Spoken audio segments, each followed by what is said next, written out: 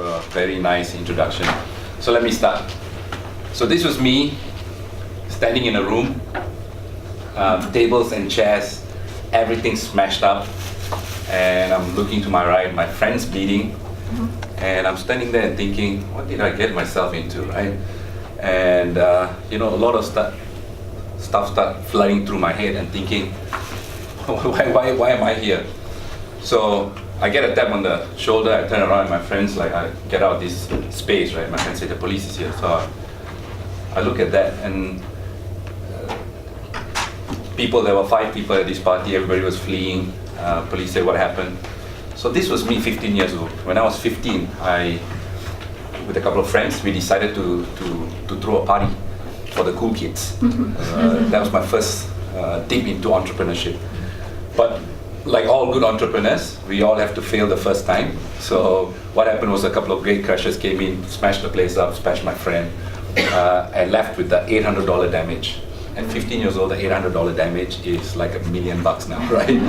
So thankfully enough, 2 of my partners, they come from a very well-to-do family, and one of the mothers, she was really, really sweet, this lady. She said, hey guys, you tried, you failed. $800 is not a lot of money for us, but the whole idea is that you're spirit to try, right? So my friend Justin, his mom decided to pay the $800 for us. So I said, well, you know what, let me work in McDonald's and pay you back. And she said, no, I mean, it's about giving that entrepreneur spirit. So to me, my introduction to entrepreneurship was that at 15 years old, failing miserably. So there was 2 routes I could have taken there. I could have said, okay, this is too much, because at 15 you're quite impressionable, right? You don't know which way to go, and you say, okay, this is my impression of entrepreneurship, that's not for me. Let me take the safe route of getting paid for what I do, and that's it.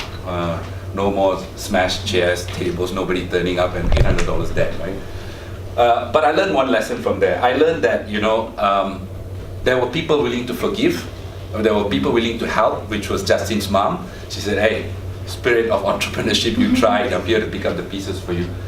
And that sort of was in me for a long, long time. Even now, when I look back at that incident, I think about it very fondly. But fast forward, that was 15. I was 15, I'm 42 now. And I look back at all those years, and I see myself, finding myself, I sit in my office in, we have a nice office in Shenton Way, we just moved, Anson Road. We have 3 offices across Southeast Asia. Not too long ago, I was involved in a deal that was probably one of the biggest deals in the history of sports marketing. I drove my dream car. I bought a Maserati last year, and I look back and I say, what did I do right, or what did I do wrong, right? How did I end up here? Just to give you a bit of context, my background, we came from a very humble background. My dad was a cab driver, a family of 5. Also gives me a vivid memory on the day where 5 of us, we were eating on 1 packet of rice, right? That's the background I came from. I'm so privileged today that I can have all the things that I have. But I think that really shaped my life, because back then I was dead set of not being poor. I really didn't like the idea of being poor. And I also grew up around a lot of the kids. I went to school in Whitley Secondary School in Whitley Road, where a lot of the cool kids, they all came from nice families. They were all wearing Converse All-Stars, and I was wearing a Bata shoes and stuff like that. But I was always the kid that was looking across the road on the other side of the fence where all the cool kids hang out. They got all the nice things, and I said, one day I really wish I was on the other side and enjoying all the things that life can show and give me. So I made this a mission in my life to say, first, I don't want to be poor. I really don't want to be poor. I think that really sucks. And secondly, I want to be the best version of myself. So I said, how can I really achieve this? So what happened in the last 27 years is quite amazing. So what I really did was, I doubled down on my strength. I knew that I was never going to be the one that has the resources or the most skillful, whatever not, right? I didn't have all of that. Instead of telling myself that I didn't have all this, let me be victim to my circumstances, I thought, you know what, let me do something a bit more differently. I don't have this, let me do something different, right? And maybe I can stand out there. So it all started with my football journey, where I was playing for a team up north. It's called Gibraltar Crescent, no more, they're no more around. Again, I wasn't the most skillful. teammates made fun of me, my coaches made fun of me, everybody put me down and said, you're just a tall, clumsy, gangly guy, you know, what are you doing here? You know, all you could do is just kick people, you're not going to make a living out of that. But I realized that, you know, I might not be the most skillful guy, but I'm going to be the fittest, the fastest, and the most strongest guy. That I could control, right? Nobody else can control that. So I really doubled down, and I was working really hard. I ran 5 kilometers almost every day for a couple of years, every day, without fail. So my brother back then, who was a much more skillful player than me, he was already playing in the league, he was a first team player, and I was getting ready to go out of the house. I'll put on my shoes and start running, and my dad, who was my biggest fan, football fan, he would say, hey, why don't you join your brother and go for a run? He said, let him run, he's a reserve, you know, I'm already a first team player, you know. So I took all of that as motivation. We, as a young boy, many young boys my age, growing up there, all we did then back in the 90s was want to be a national team footballer. That's all we wanted, right? We used to take the train to Kallang and walking with 50,000 people to the stadium. I'll walk with my friends and I'll tell my friends, hey, you know, one day you guys are all going to watch me play here and pay for tickets to come and watch me, and then they make fun. Say, come on, you can't even play in our neighborhood team, you're going to play with the national team. So I grew up with this mentality that I grew up with this thing that everybody around me started saying, telling me that I can't do it. Everybody started telling me you can't do it, you know. So they started putting a lot of their expectations on me, and I was always the guy saying, you know what, I'm going to prove you wrong. I'm going to prove you wrong. I'm going to prove you wrong. So that kept happening. Again, when I look back in my life, did I do anything different? I mean, at that point in time, I just did what I felt was right, what I felt was something that I was moving forward. I didn't take stock that, I was disciplined, I was strong-willed. No, all that didn't happen. When you're too young to realize that anyway, right? You don't make those decisions. So what I did was, this something really beautiful happened to me, because I was 19 years old, 1994, end of 1994. Just one more story before that. While I was playing for this club, I was called up for the second national team. I was playing with the youth team. I didn't even play with the first team. I was called up for the second national team. They sent a letter to the club and they said, hey, you're invited to come and train with the second national team. So I'm like, how did that happen? I mean, who watches the under-19 team to select you to play for the senior team, right? So anyway, I turned up and I was sitting in a dressing room full of superstars. Full of superstars. I mean, you can think of all the names. I'm sitting there and I'm looking and say, how did I get here? I really feel out of place here, you know. But I went out in the park. I did really well. And the coach came afterwards and he told me, he said, you know what, I think you'll make the team. And I was really proud, because I knew that if I could outrun, out-muscle and out-jump everybody, even though I didn't have the skills, they'll say, okay, this guy's at least trying, let's keep him in the team. So that's what happened to me, right? So I improved it, and I put in the work. I really put in the work, because that's all I wanted. That's all I wanted. I didn't know what else to do. I didn't do really well in my O-levels. I had really no future in front of me, except that I had one chance to make it really big in a thing that I really love doing. And I thought, you know what, if I really put everything in it, maybe something might come out of it. So my dad at the back of my, in my ears every day saying, you know, if you don't study, you're gonna go and work in a garbage bin, you know, you're gonna be a rubbish collector, you're playing football, why are you playing football? And the funny thing is, my mom, even though when I was a professional player and I was making a lot of money, came to me and said, when are you gonna get a job? So I used to tell her, who do you think pays for all of this, mom? So that's the mentality, I mean, they had back then, because I was being a pro. So from there, and 1994, December, one morning my dad knocks my door, I wake up, he brings the newspaper and say, son, very proud of you. So I was named in the 25 men squad for the national team. I was going to play in the Malaysia Cup the following season, and that's the season that we pulled out the Malaysia Cup. So, hey, bad luck happened to me again. Bad luck happened to me again, so we pulled out, we weren't playing, but still, I was in the national team. And then I went on in my career to score one of the most important goals in the history of Singapore football. Scored the goal in Vietnam and took my fame to the next level. People are all looking and say, how did this guy make it? Like, he couldn't kick a ball straight, and now he's a top player in the country. So, but during all this time, I always knew that football will be the first phase of my life. And then always I had to be ready for the next phase of my life, And I looked at the environment and say a lot of players, 90% of the players who fall out of the system end up doing nothing. I didn't really have an education, so I said, okay, you know what, I need to double down on something. I need to acquire some skills, right? So I went back to school. I started doing a mass communication degree because I couldn't count. So the other thing I could do is speak. So I said, let me write something. So maybe I might be useful in some form or other. So I graduated then. I went on to do my master's. I just finished my master's in sports management, sports business a couple of years ago. So just to prove to myself that, you know, even the hardest things, that if you put a bit of mind and soul into it, you can actually start achieving this. So I started my entrepreneurial journey, and the beautiful part is that I you know, being an entrepreneur, if you speak to anybody, any entrepreneur will tell you this, right?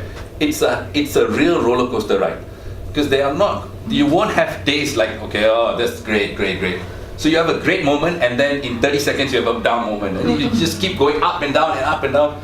So I mean, even today, a lot of people come to me and say, hey, you must feel really successful, and you know, you're really killing it and stuff like that. The truth of the matter is, I don't feel comfortable about that, and I've never felt that I was successful until today.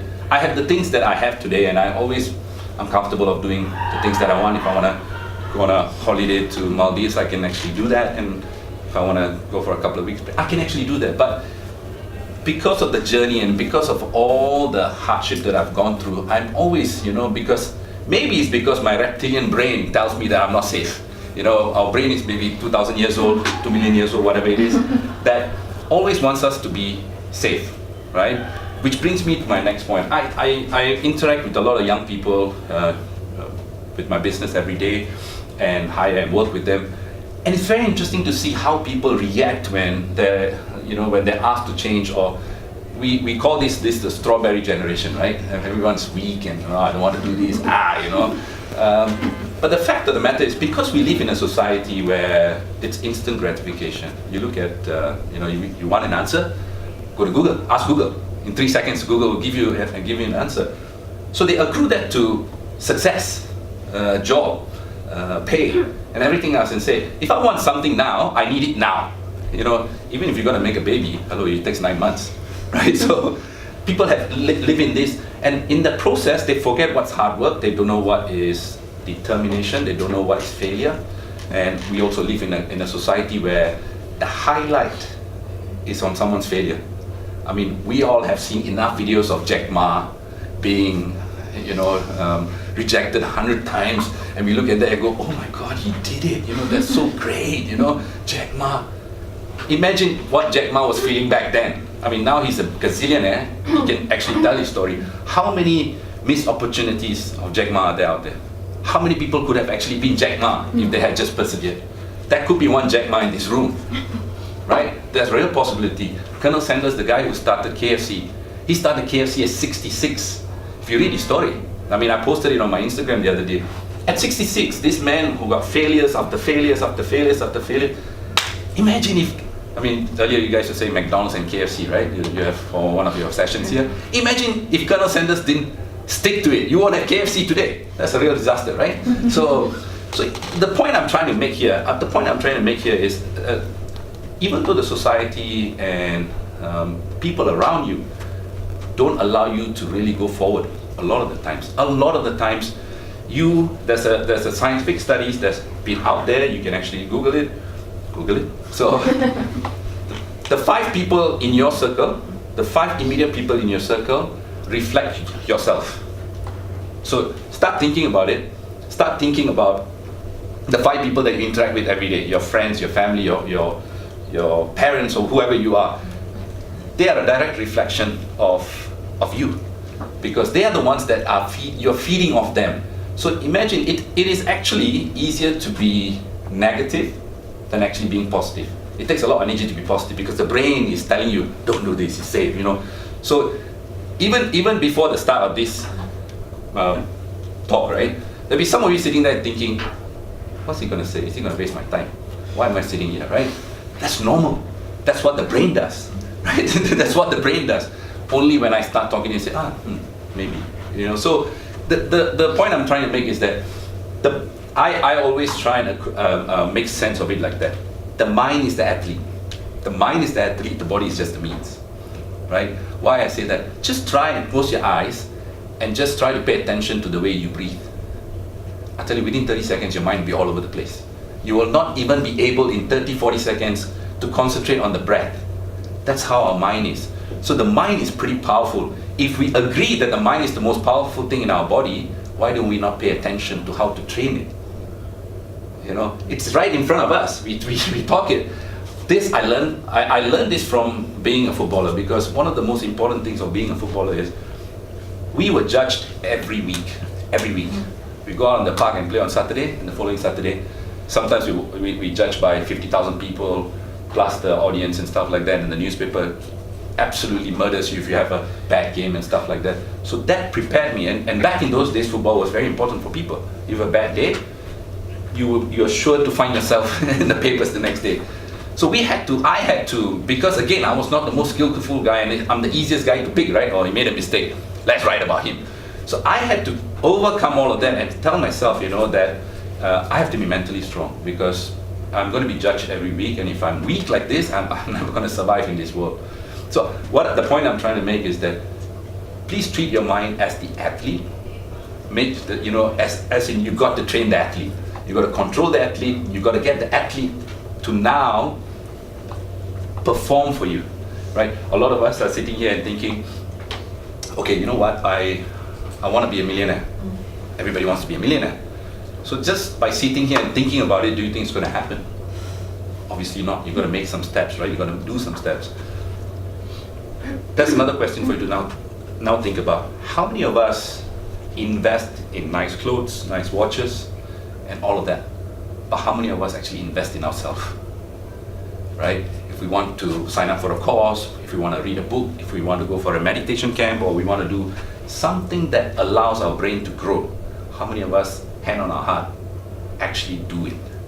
Right? A book, $50 book. Oh no, please put that. If I walk into the other side, oh, this is $100 shoes. Let me wear that shoes. You know? But this is reality. This is what humans are trained to do.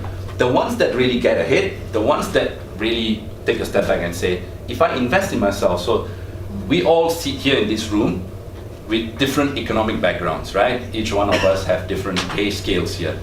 Why do you think that is? Are you trading time, or are you trading value? Right? If you're trading time, then are you wasting your time? But if you trade value, then you become valuable. So how do you increase the value? How do you increase your value? It's by investing in yourself. It's making sure that the athlete is the mind, and you make sure that the mind is working for you now. So my point, and I want to try and end this 1 o'clock on the dot. To give you a short takeaway, just think about it. Les Brown, one of the motivational speakers that I listen to every morning, he said this very famously. In your deathbed, right? How would you like to spend your last moments? Would you be really looking forward to being around your loved ones, or would you want to be surrounded by all the regrets you have in life? Right? You would. The cemetery is the most richest place, because there are a lot of unfulfilled dreams there. A lot of hopes and dreams are in the cemetery. That's the richest place. How do you want to end your life? You want to end your life and say, you know what, I lived to the fullest of my ability, and I lived for the full of my potential. Because a lot of us now, you know, feel that we are in dead-end jobs because the society tells us, the people around tell us that we don't live a fulfilled life. So that's in closing, what I really want to do is I want to give you that thought. You know, I want to give you that thought that, you know, live to the fullest. The mind is the athlete, right? The mind is the athlete. Just imagine that every time you hit a roadblock, you're hitting a wall, you need to go through the wall. Because that's the breakthrough. Everybody talks about the big breakthrough. The breakthrough is when you go past the wall. And what I've done over the last 27 years, and I'm still doing, is that every day I'm breaking that wall. I'm pushing myself mentally, I'm pushing myself emotionally.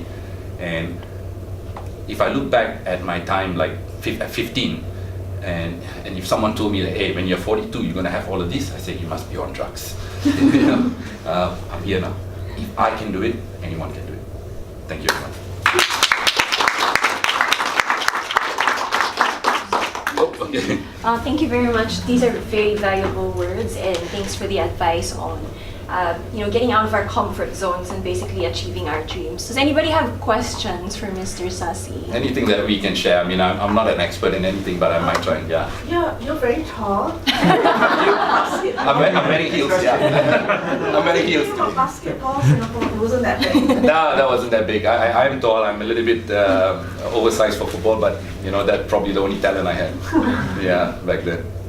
I do have a question. My question is, how did you, or why did you decide to go into marketing after, that whole stint on sports? Okay, that's a very, very good question.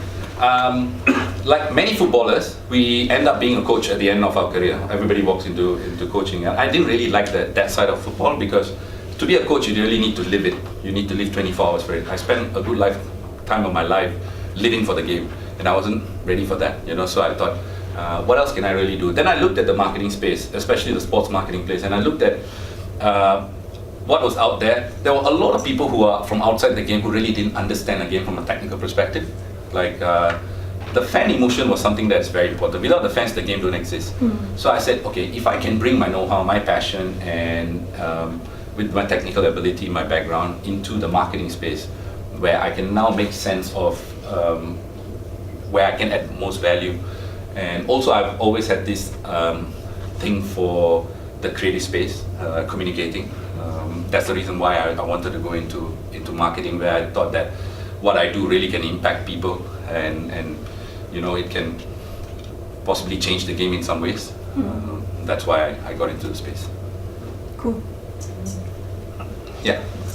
So you talked about the people that surround you is really important. The people are a reflection of you. So who do you think has been most influential in your life to motivate you through your journey?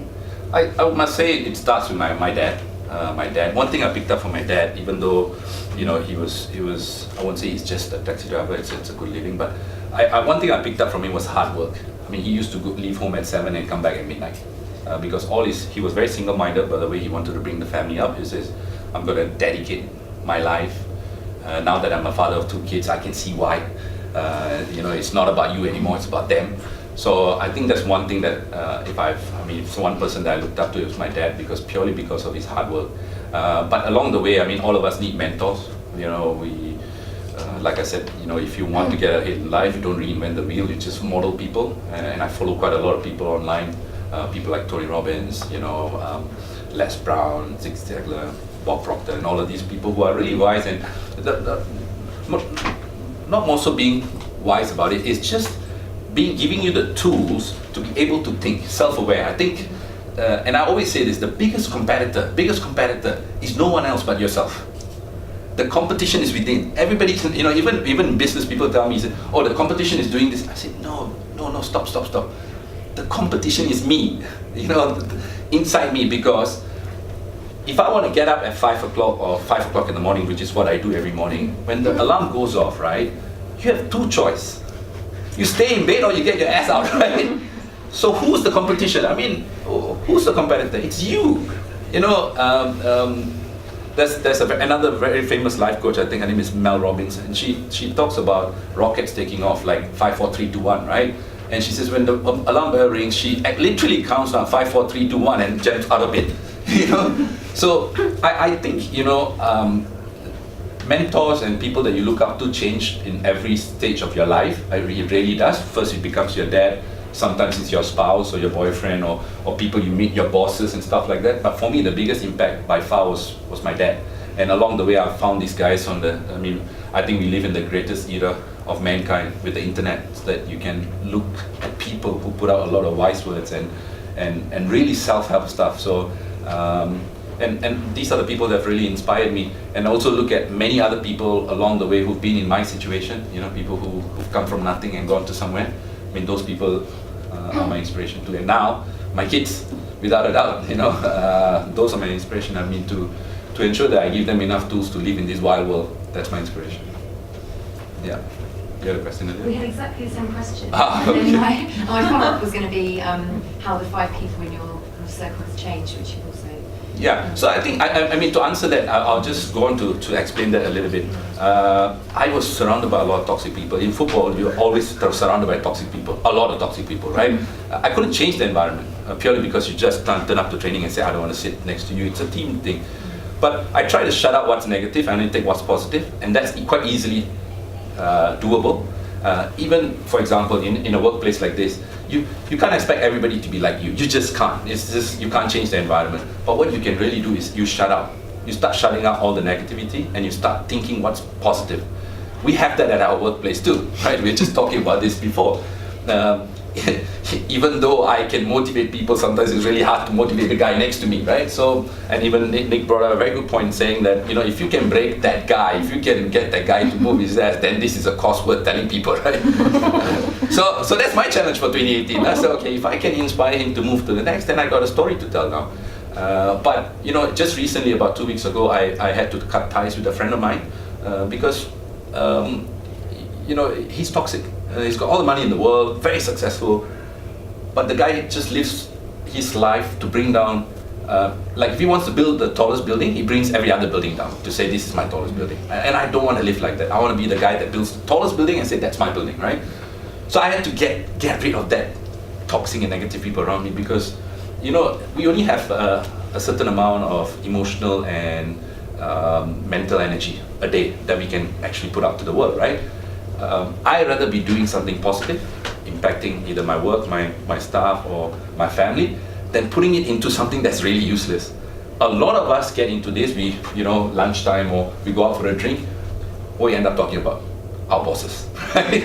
Oh, this guy and that guy. Is it really productive? It feels good for the moment, because again, it comes from the reptilian brain where we're all trying to be a tribe and we're all trying to stay safe and say, we talk about the saber-toothed lion and, oh, you know, but we live in an era, we don't need that. We don't have to be in that place where we need safety net. There are no wild animals running around, you know. So why do we still go into that space where we now say that we have to be a tribe and actually we need to be worried about? We really don't need to.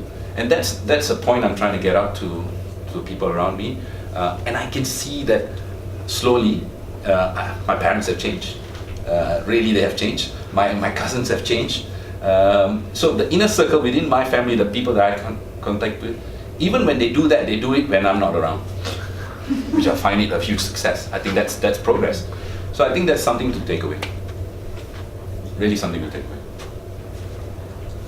Any more? So what's next for Mr. Sassy then? Well, what's next for me? I think I've reached a point in my life. I mean, you'll see a lot of people who have reached certain things in life. The success doesn't really come with the, of course the wealth is great. I mean, to be honest, last year I had, like I said, I had my Maserati and I was even driving a Ferrari for a month with my friends. When I drove the car, it was everything coming together in the sense that, you know what, I deserve this, right? I'm here today, driving around the ECP. Oh, man, I feel great about myself. When I parked my car and started thinking, is that it? I mean, that's it. You know, what else, right? So even the most successful people in the world are miserable because they don't have fulfillment. They're not fulfilled. I mean, just to give you an example, the famous actor Robin Williams, right? He wanted to do the funniest movie ever. He did it and won Oscars for it. He didn't want to talk in a movie. He won Oscars for it. I mean, you can think of whatever he did, and he did everything and he won everything and he made $100 million out of the movie and he still killed himself, right? He killed himself. It's purely because there's no fulfillment, and I think the fulfillment only comes when you are abundant and you share that. You know, when you pass it on and you share that and you help people to get to the next stage, I think that's where you really find fulfillment. And to me, I think that's very, very important in my life today. And Nick will tell you that we sit and we talk about that a lot with my team and say, I have a dream, I have a vision, maybe a wild dream. Within my circle, I want to create about another 100 millionaires around me. That's my dream, that's my grand vision, that one day there are 100 people around me that are all millionaires because I made them millionaires. Because then they can change their life and have a ripple effect. A wild dream, but you know, again, that's something for me to live forward to. Thank you guys. Give them a round. I'd like to say thank you so much for listening to what I have to say. I hope you take away some stuff and implement. I think that's the most important thing. Some of it might make sense, a lot of it might not, but I just hope that you walk away with one thing that really makes an impact in your life and then pass it on. Right. you. Thank you guys. Thank you. Thank you guys for attending. So thank you for the No, thank you. words of wisdom. Appreciate it.